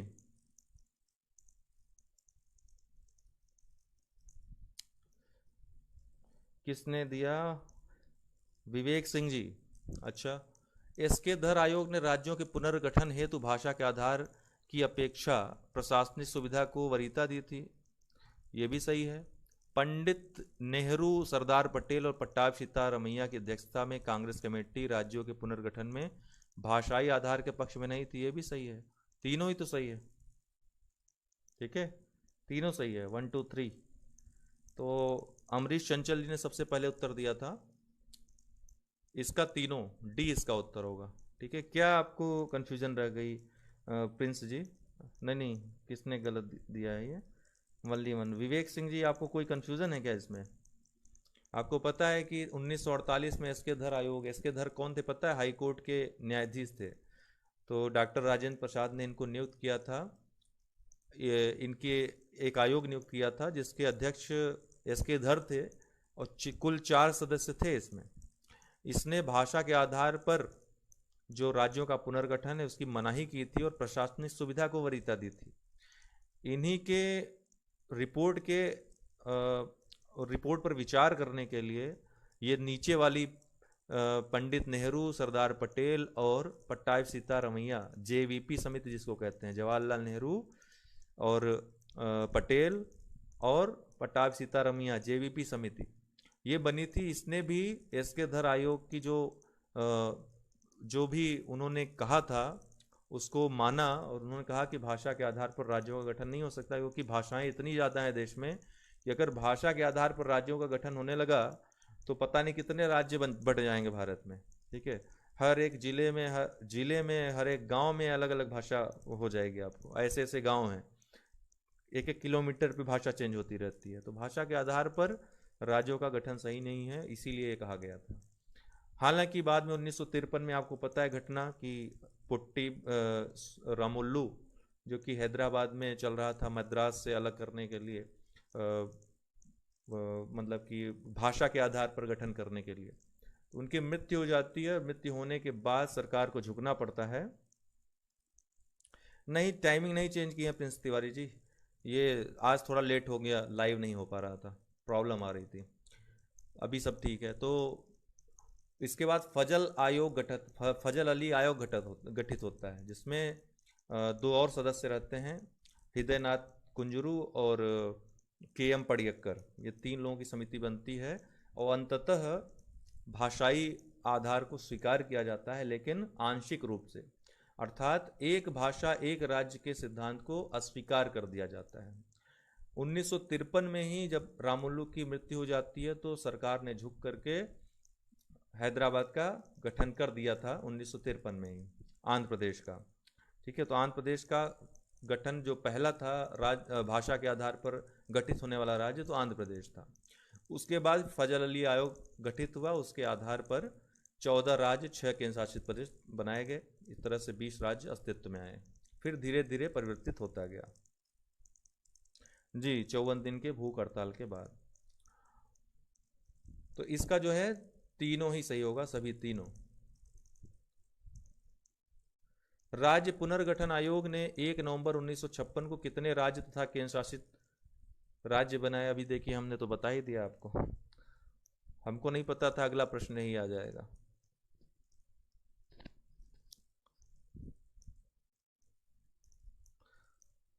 ठीक है, प्रशांत जी ने बहुत फास्ट उत्तर दिया, 14 राज्य और 6 संघ राज्य केंद्र शासित प्रदेश। निम्नलिखित कथनों में से कौन सा एक गलत है? बताइए, बहुत अच्छा प्रश्न है ये, आईएएस में पूछा गया प्रश्न है, बढ़िया प्रश्न बनाया है।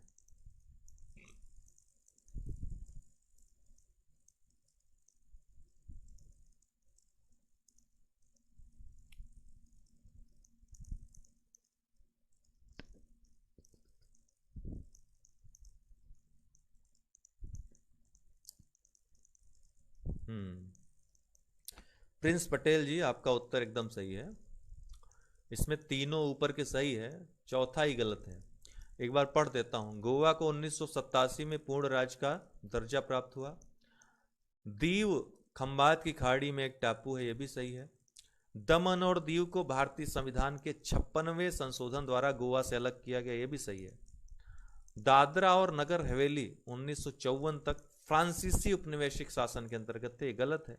दादरा नगर हवेली में फ्रांसीसी उपनिवेश शासन थोड़ी था, यहाँ पे पुर्तगाली था, ठीक है ना, पुर्तगालियों का आधिपत्य था। तो डी ही गलत है, बाकी सही है। बहुत लॉजिकल, बहुत बढ़िया प्रश्न है। दादरा और नगर हवेली 1954 तक पुर्तगाली शासन के अधीन थे, न कि फ्रांसीसी। अंतरराष्ट्रीय न्यायालय के भारत के पक्ष में निर्णय के पश्चात दादरा और नगर हवेली को भारत में मिला लिया गया था। तो प्रश्नगत अन्य तीनों कथन सही है। सिक्किम भारत का एक राज्य बनाया गया था। ध्यान देने वाले बात है, यहां पर पूर्ण राज्य की बात नहीं की गई है, भारत का एक राज्य बनाया गया था। किसमें?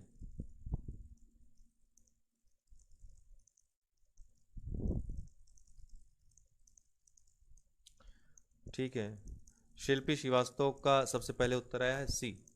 35वें संशोधन के अंतर्गत एक संबद्ध राज्य बनाया गया सिक्किम को, और 36वें संविधान संशोधन 1975 के अंतर्गत उसको पूर्ण राज्य का बना दिया गया भारत का सिक्किम को। ठीक है, 35वें संशोधन 1974 के द्वारा सिक्किम को भारत में संयुक्त राज्य एसोसिएट स्टेट के रूप में शामिल किया गया था। 36वें संविधान संशोधन 1975 द्वारा सिक्किम को भारत का 22वां राज्य बनाया गया, पूर्ण राज्य का दर्जा प्रदान किया गया। किस संविधान संशोधन द्वारा दिल्ली को राष्ट्रीय राजधानी क्षेत्र का दर्जा दिया गया? दिल्ली को राष्ट्रीय राजधानी क्षेत्र का दर्जा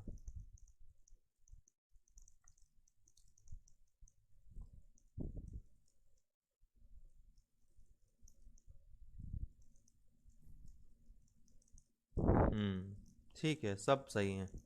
अमरीश चंचल जी, 69वां संविधान संशोधन, ठीक है। तो बी इसका उत्तर आपने सही बताया। बिहार को काटकर एक पृथक वनांचल राज्य का बनना संभव है कैसे? कैसे बन सकता है बताइए, ये भी लॉजिकल प्रश्न है।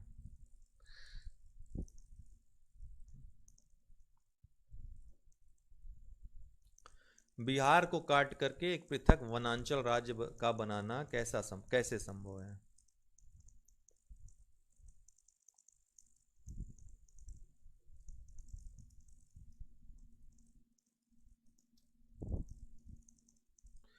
ललित जी, आपका उत्तर सही है। बहुत कम लोगों ने इसका उत्तर सही दिया है। प्रिंस पटेल जी ने सही उत्तर दिया है, शिल्पी ने उत्तर दिया है, अमरीश जी ने उत्तर दिया है सही, विवेक सिंह ने उत्तर सही दिया है, ठीक है। तो डी इसका उत्तर होगा, इनमें से कोई नहीं। आपको हमने बताया अभी कि किसी राज्य से किसी क्षेत्र को काटकर एक अलग राज्य बनाना हो तो संसद को यह अधिकार प्राप्त है।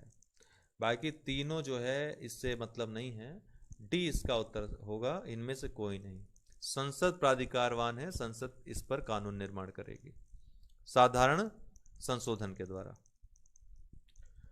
नीचे दिए गए राज्यों को भारत संघ के संपूर्ण राज्य का दर्जा प्राप्त होने का सही कालानुक्रम कौन सा होगा? कालानुक्रम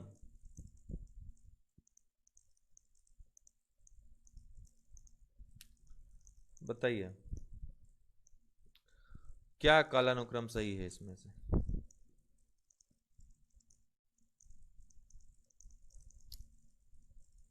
मालूम है?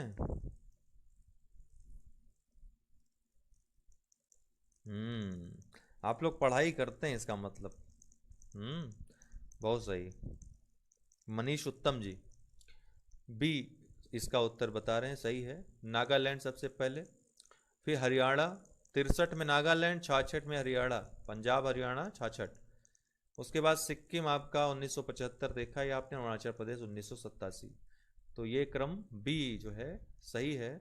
आप क्रम को याद रख लीजिए, ये लिस्ट है, इस लिस्ट को आप तैयार कर लें। आंध्र प्रदेश सबसे पहले 1953, महाराष्ट्र गुजरात 1 मई 1960, नागालैंड 63 में, हरियाणा नवंबर 1966, हिमाचल प्रदेश 25 जनवरी 1971, मेघालय 21 जनवरी 1972, मणिपुर 72, त्रिपुरा भी 21 जनवरी 1972। तो मेघालय, मणिपुर, त्रिपुरा ये तीनों 1972 में सेम डेट को। सिक्किम 26 अप्रैल 1975, मिजोरम 1987 और अरुणाचल प्रदेश 1987। तो मिजोरम और अरुणाचल प्रदेश दोनों ही सेम डेट को 20 फरवरी 1987 को। गोवा 25वां राज्य बनता है कब? 30 मई 1987 को। छत्तीसगढ़ 26वां बनता है 1 नवंबर 2000 को। उत्तराखंड 27वां बनता है 9 नवंबर 2000 को। झारखंड 28वां राज्य बनता है 15 नवंबर 2000 को। तेलंगाना देश का 29वां राज्य बनता है 2 जून 2014 को। इतनी बातें आपको याद रखनी, हालांकि अब केवल 28 राज्य ही रह गए हैं। जम्मू कश्मीर को अब केंद्र शासित प्रदेश बना दिया गया है, लद्दाख को भी केंद्र शासित प्रदेश बना दिया गया है, दमन दीव और दादरा नगर हवेली दोनों को मिलाकर एक केंद्र शासित प्रदेश बना दिया गया है। 28 राज्य, 8 केंद्र शासित प्रदेश वर्तमान भारत में मौजूद हैं। भारतीय नागरिकता नहीं प्राप्त की जा सकती है, किसके द्वारा? कुल 5 हैं, इन 5 में से कौन? बड़ा सरल प्रश्न है ये।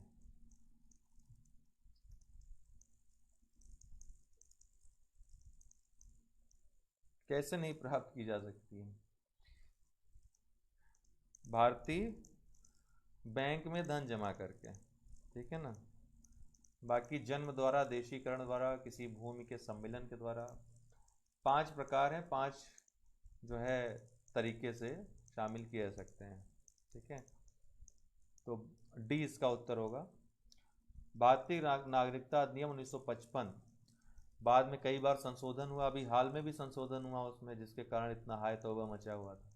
सीए जो ले आया गया, नागरिकता संशोधन बिल 2019 द्वारा भारतीय नागरिकता निम्नलिखित तरीकों से प्राप्त की जा सकती है: जन्म द्वारा, रक्त संबंध या वंशकम द्वारा, रजिस्ट्रीकरण द्वारा, देशीकरण द्वारा और किसी भूभाग के सम्मिलन के द्वारा नागरिकता प्राप्त की जा सकती है। 5 तरीकों से।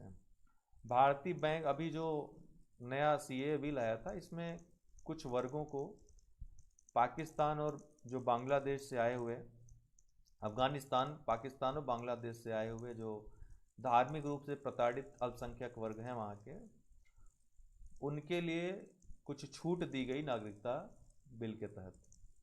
ठीक है ना। क्या डेट थी, किस डेट के बाद से आए हुए लोगों को छूट प्रदान की गई है? डेट आप लोगों को याद है? तो उस डेट के बाद से जो लोग आए हैं भारत में, और उस डेट तक आए हैं, सॉरी, और तो उन उतने लोगों को नागरिकता प्रदान की जाएगी। तो उसमें जो रजिस्ट्रीकरण, देशीकरण आदि के द्वारा जो प्रावधान है पहले से, जैसे रजिस्ट्रीकरण में 7 वर्ष का प्रावधान है, इन सब प्रावधानों में थोड़ी छूट दी गई है इसमें। 2014 है डेट है, 2014 जनवरी है शायद, है ना। 19 जुलाई 1948 नहीं, मतलब किस डेट तक एक सीमा निर्धारित की गई है, उसी डेट तक जितने लोग आए हैं उन्हीं को नागरिकता प्रदान की जाएगी, जितने प्रवासी हैं। 31 दिसंबर 2014, ठीक है आदित्य जी, आप सही बता रहे हैं। 31 दिसंबर 2014 ये लॉक डेट है जो रखा गया है। इसके पहले जितने लोग आए हुए हैं इन तीनों देशों से, धार्मिक रूप से प्रताड़ित हैं, चाहे वो उसी वर्ष क्यों ना आए हुए हों, उनके लिए उनको नागरिकता प्रदान की जाएगी। ठीक है, इसी पर पूरा बवाल था, पूरा विवाद इसी पर था।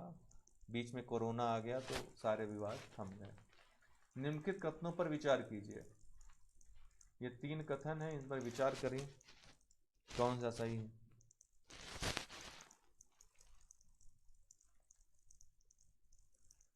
कौन से सही है बताइए इसमें। नागालैंड, असम, मणिपुर, आंध्र प्रदेश, सिक्किम, मिजोरम, अरुणाचल प्रदेश तथा गोवा की प्रादेशिक मांगों को देखते हुए भारत के संविधान में अनुच्छेद 371 ए से लेकर 371 आई अंतर्विष्ट किए गए।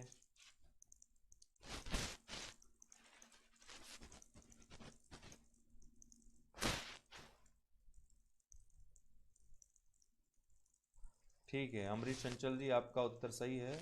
पहला ही केवल सही है, पहला ही स्टेटमेंट सही है।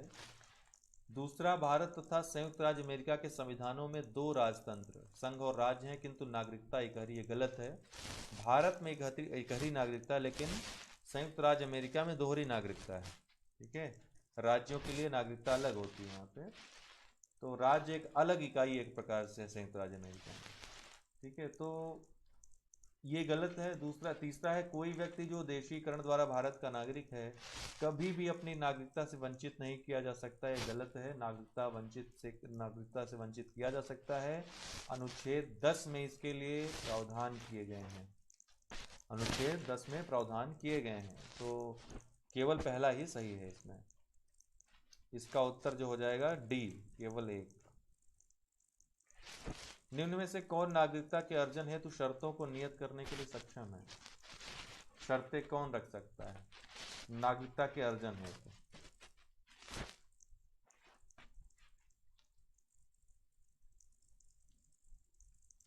बताइए।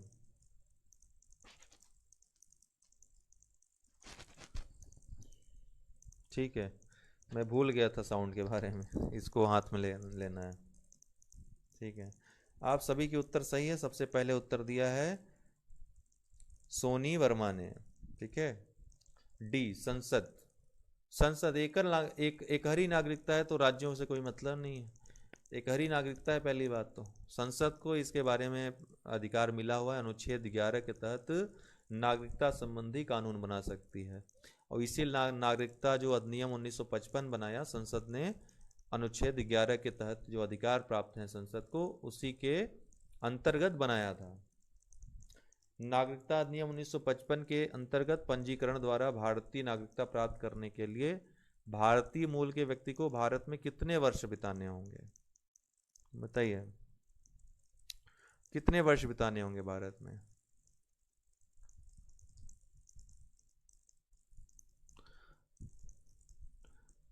सृष्टि गुप्ता जी सबसे पहले उत्तर आया है, और सभी ने इसका सही उत्तर दिया है।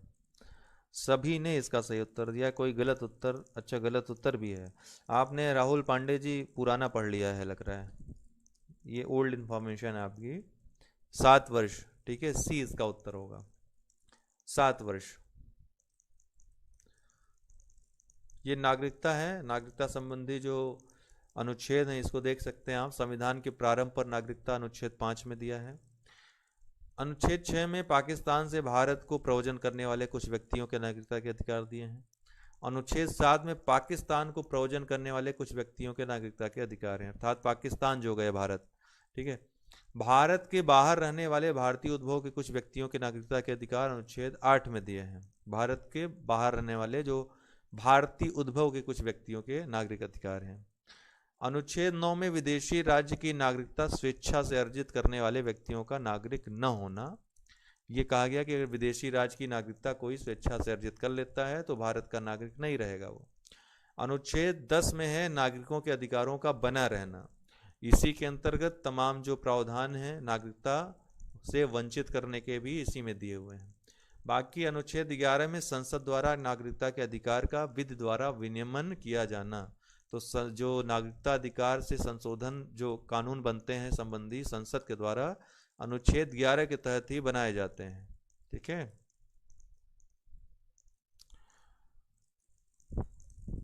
अर्जन के बारे में पढ़ लेते हैं, ठीक है, पढ़िए। 5 शर्तें जो हैं उनमें जन्म से अगर नागरिकता जिसको प्राप्त है क्या है उसके लिए शर्तें।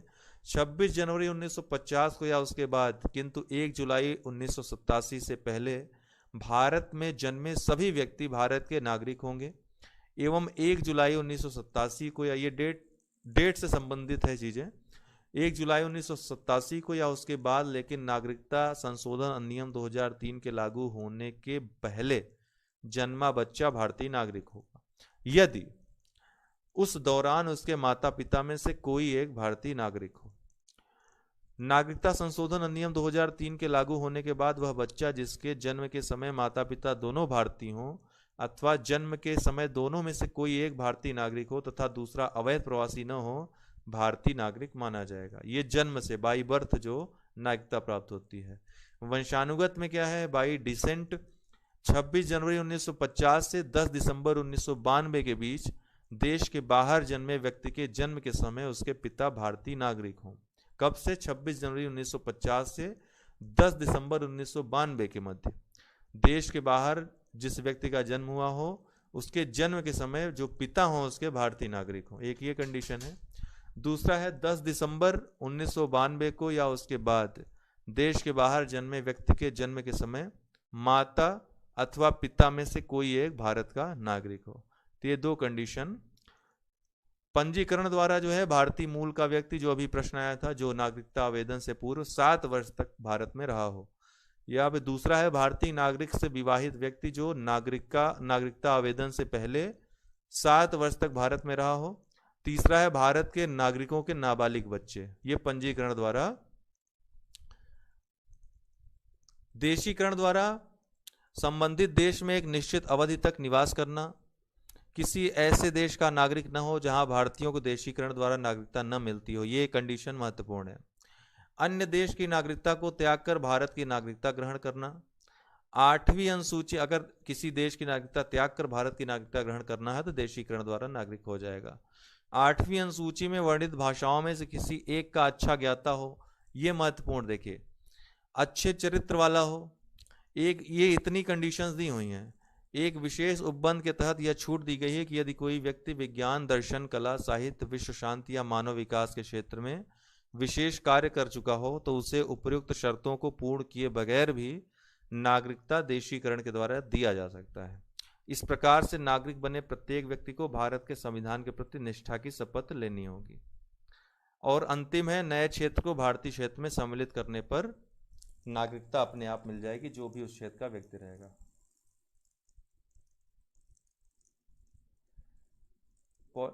पॉलिटी की क्लास ली तो थी।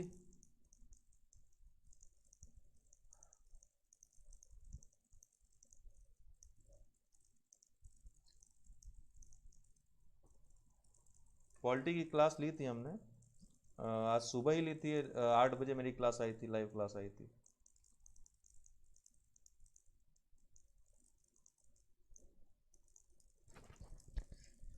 हाँ, कल शायद, कल नहीं ली थी, टेक्निकल प्रॉब्लम्स हमने बताया ना आपको कि आज ये दूसरा लैपटॉप में यूज़ कर रहा हूँ। जो मेरा लैपटॉप है वो ख़राब हो गया, उसको बनने के लिए मैंने दिया है। दैट्स वाई ये इतना इक्विपमेंट्स लगाना पड़ा और हाथ में पकड़ना पड़ रहा है, क्योंकि इसमें सपोर्ट नहीं कर रहा है, वॉइस सपोर्ट नहीं है इसमें। अभी आप लोग जो करंट अफेयर्स पढ़ना चाहें, नेक्स्ट वीडियो करंट अफेयर्स का आएगा, आप लोग एक बार देख लें, रिवीजन कर लें उससे। हालांकि मैंने एक बार दिया हुआ है। ये आज हो गया, आज का कंप्लीट हो गया। ठीक है, आज इतना ही, क्योंकि नागरिकता और जो अर्थात आपका भाग 2 संघ राज्य वाला और जो भाग 3 है, ये दोनों हमने कंप्लीट करवा दिया आज। अब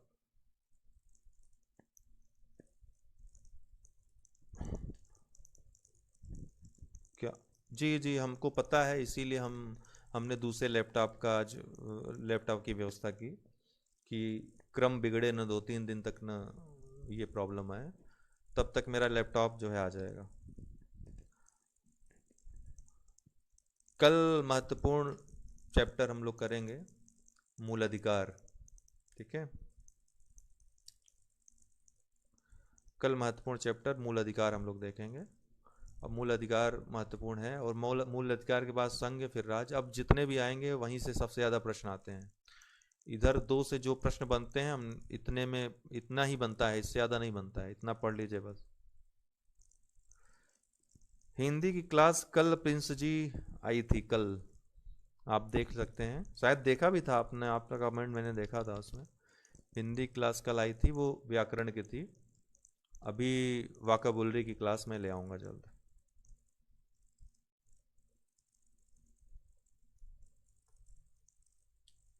इस हफ्ते रिजल्ट आ जाएगा आपका 2018 मेंस का। ठीक है,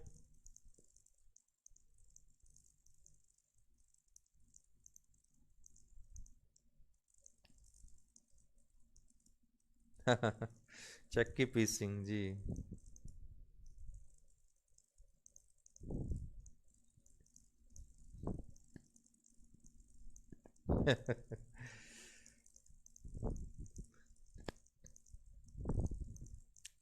चलिए, बहुत बहुत धन्यवाद। आप लोग इसी तरह इन्वॉल्व रहिए, इन्वॉल्व रहने से कॉन्सेप्ट भी क्लियर होगा, चीज़ें। अब इसमें जितना कॉन्सेप्ट था, इसमें कितना कॉन्सेप्ट आप ले आएंगे, जो जरूरी है परीक्षा के लिए उतना महत्वपूर्ण है। बाकी हमने आपको जो अनुच्छेदों का एक वीडियो दिया है, वो आप लोगों ने देखा नहीं है लग रहा है।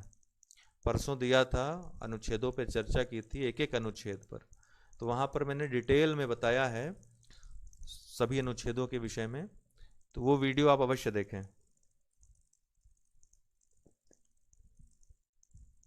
लोअर पीसीएस का कट ऑफ 95 के आसपास रहेगी, इससे ज़्यादा नहीं जाएगी। जनरल कट ऑफ जो प्रीलिम्स आपने दिया है।